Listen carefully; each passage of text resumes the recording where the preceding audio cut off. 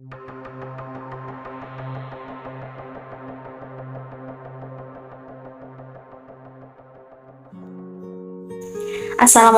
warahmatullahi wabarakatuh. Halo, kembali lagi dengan saya Dewi Indriani, mahasiswi program studi bimbingan dan konseling Islam semester 2 di Universitas Islam Negeri Sultan Haji Muhammad Idris Samarinda.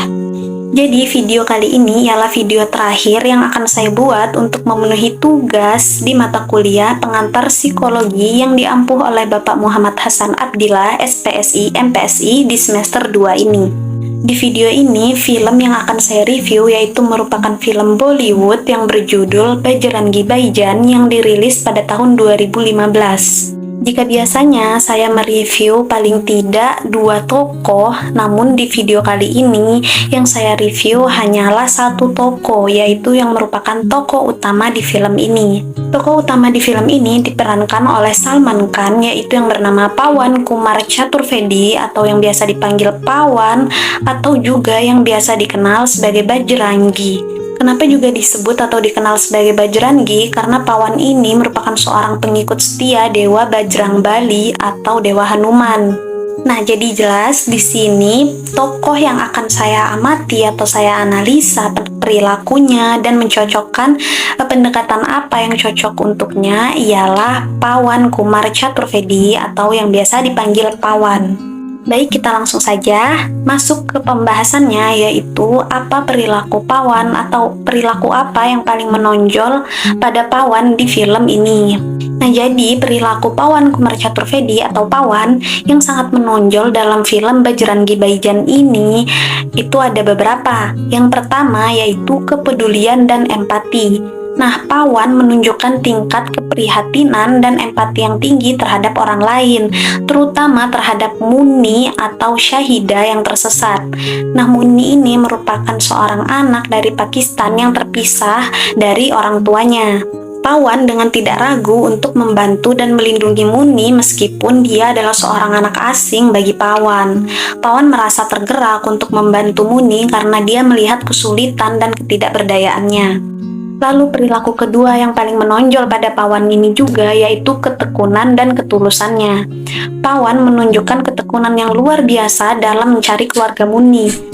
Dia berjuang melalui berbagai rintangan dan tantangan di sepanjang perjalanan panjang mereka dari India ke Pakistan.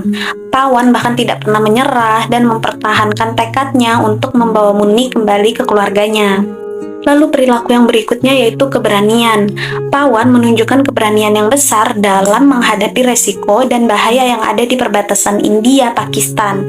Dia tidak takut untuk berhadapan dengan penjaga perbatasan, hukum, dan bahkan ancaman kekerasan. Dia terus melangkah maju dengan keyakinan dan ketegasan untuk mencapai tujuannya. Nah, lalu berikutnya, kira-kira apa yang menjadi faktor atau penyebab dari perilaku-perilaku Pawan ini? Jadi, perilaku Pawan ini dapat didasarkan pada nilai-nilai, keyakinan, dan pengalaman hidupnya. Nah, dalam konteks film, diperlihatkan bahwa Pawan adalah seorang pengikut setia Dewa Bajrangbali atau Hanuman, dan memiliki sifat-sifat yang tercermin dalam keyakinannya.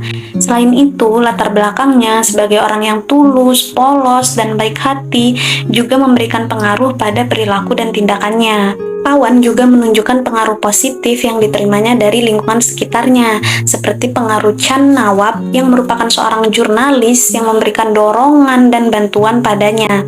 Jadi, seluruh pengalaman hidup Pawan termasuk keyakinan, latar belakang, dan pengaruh lingkungan yang mungkin menjadi faktor yang mendasari perilaku luar biasa dari Pawan yang ditampilkan dalam film tersebut. Baiklah, lanjut. Lalu kira-kira dari pendekatan behavior, psikoanalisa, humanistik, dan gestalt, kira-kira manakah di antara 4 pendekatan ini yang cocok untuk Pawan?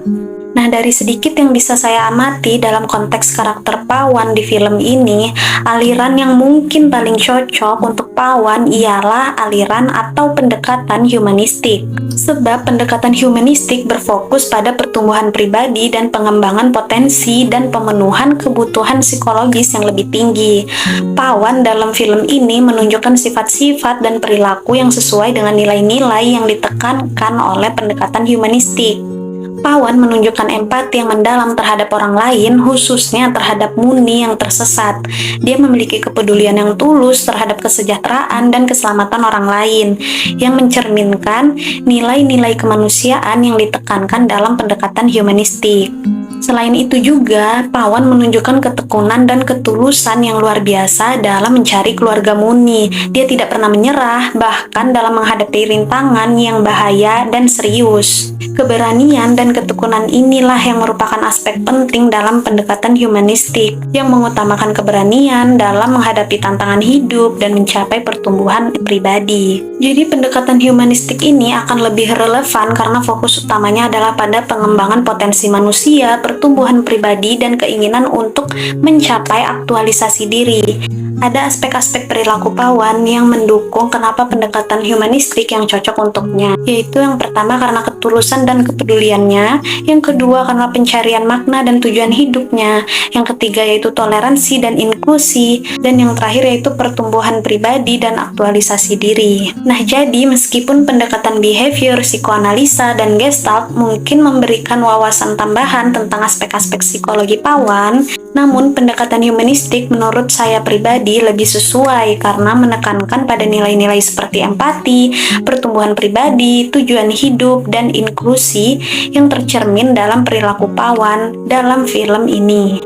Nah baik, itulah tadi sedikit yang bisa saya amati dari perilaku tokoh utama di film ini. Dan sekarang saya cukupkan pengamatan singkat dari saya di video ini. Saya mohon maaf yang sebesar-besarnya karena banyaknya kekurangan dari saya di video ini maupun di video-video sebelumnya dalam hal memberi penjelasan, memberi pengamatan, dan lainnya. Saya juga ingin mengucapkan terima kasih untuk semuanya. Baiklah, akan saya tutup. Namun sebelumnya lagi dan lagi, saya mohon maaf dan terima kasih. Wabillahi taufiq wal hidayah. Assalamualaikum warahmatullahi wabarakatuh.